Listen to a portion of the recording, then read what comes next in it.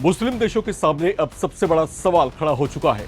क्या वो फिलिस्तीन के साथ खड़े रहेंगे या फिर अमेरिका के दबाव में इजराइल को अपना लेंगे? क्या पाकिस्तान, जिसने दशकों तक इजराइल के खिलाफ जहर उगला, अब ट्रंप के सामने घुटने टेक देगा? क्या ईरान युद्ध खत्म होने के बाद मिडिल ईस्ट हमेशा के लिए बदल जाएगा? और क्या ट्रंप ने ईरान युद्ध रोकने के बहाने पूरी इस्लामिक दुनिया को एक ऐसे जाल में फंसा दिया है जहां से निकलना लगभग नामुमकिन है? इस बार मामला सिर्फ युद्ध का नहीं, मामला है सत्ता का, दबाव का और मिडिल ईस्ट की नई बादशाहत का।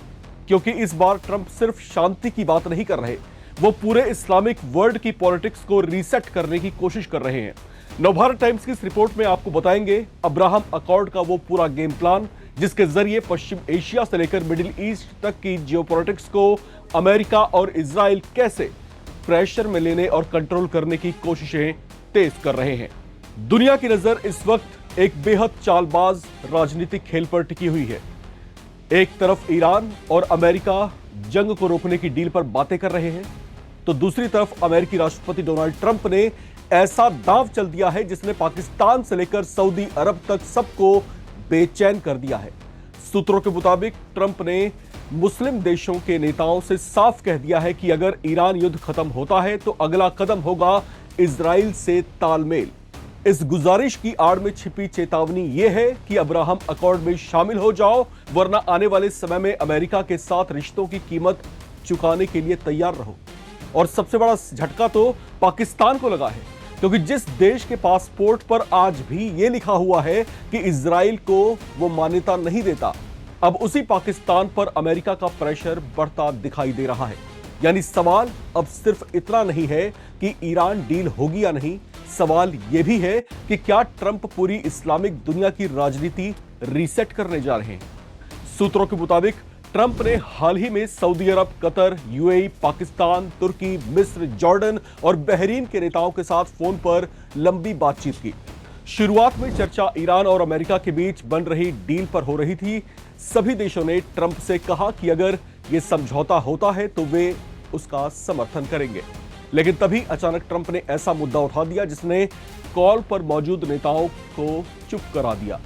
ट्रंप ने कहा कि अगर ईरान युद्ध खत्म होता है तो अगला कदम होना चाहिए मुस्लिम और अरब देश इजराइल से रिश्ते सामान्य करें और अब्राहम अकॉर्ड में शामिल हो जाएं।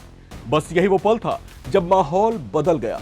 अमेरिकी अधिकारियों के मुताबिक कुछ सेकंड के लिए पूरी लाइन पर सन्नाटा छा गया, क्योंकि ट्रंप ने सीधे सीधे उन देशों को चुनौती दे दी जिनकी राजनीति आज तक इजराइल विरोध पर टिकी रही।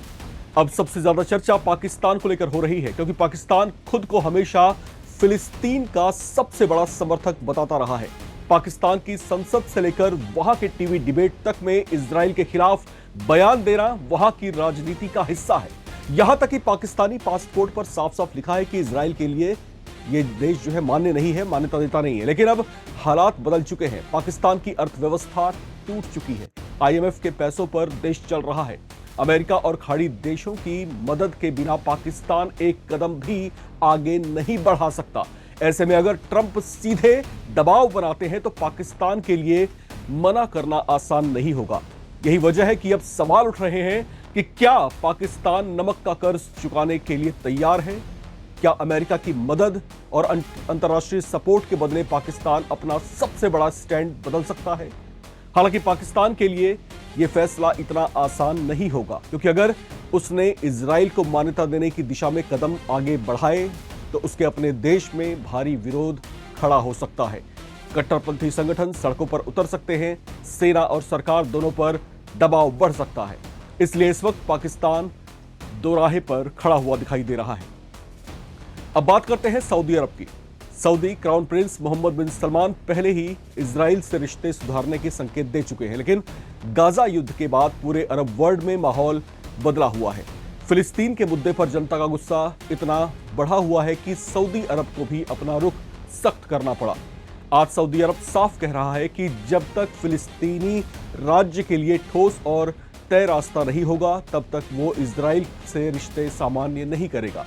लेकिन दूसरी तरफ अमेरिका लगातार दबाव बढ़ा रहा है, क्योंकि ट्रंप जानते हैं कि अगर सऊदी अरब अब्राहम अकॉर्ड में शामिल हो जाता है तो पूरी मिडिल ईस्ट राजनीति बदल जाएगी। अब सवाल यह भी है कि आखिर ट्रंप इतने आक्रामक तरीके से ये सब क्यों कर रहे हैं और अब्राहम अकॉर्ड है क्या? असल में ट्रंप का सपना यह है कि इजराइल को पूरे अरब वर्ल्ड में स्वीकार्यता मिल जाए। यह अमेरिका की मध्यस्थता में इजराइल को पश्चिम एशिया में मान्यता दिलाने की कोशिश है। इसी सोच के तहत 2020 में अब्राहम अकॉर्ड कराया गया था।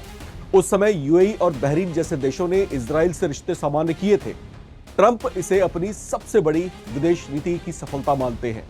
लेकिन इस बार मामला ज्यादा मुश्किल है क्योंकि गाजा युद्ध ने अरब देशों की राजनीति बदली हुई है। अगर आज कोई मुस्लिम देश खुलकर इजराइल के साथ खड़ा होता है तो उसे अपने ही लोगों के गुस्से का सामना करना पड़ेगा और यही ट्रंप का असली गेम शुरू होता है। ट्रंप जानते हैं कि ईरान के खिलाफ अरब देशों को अमेरिका की जरूरत है।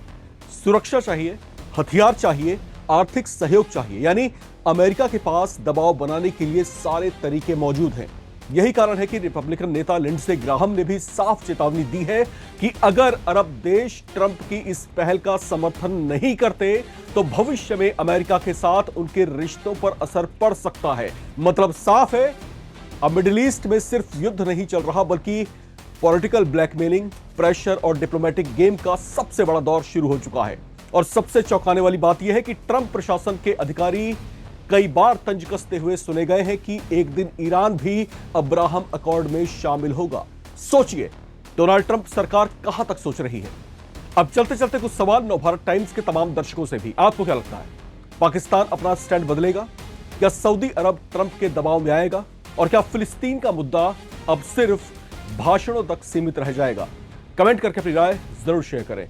चैनल को सब्सक्राइब करें ताकि आप किसी खबर से ना रहे बेखबर। देखते रहे नवभारत टाइम्स।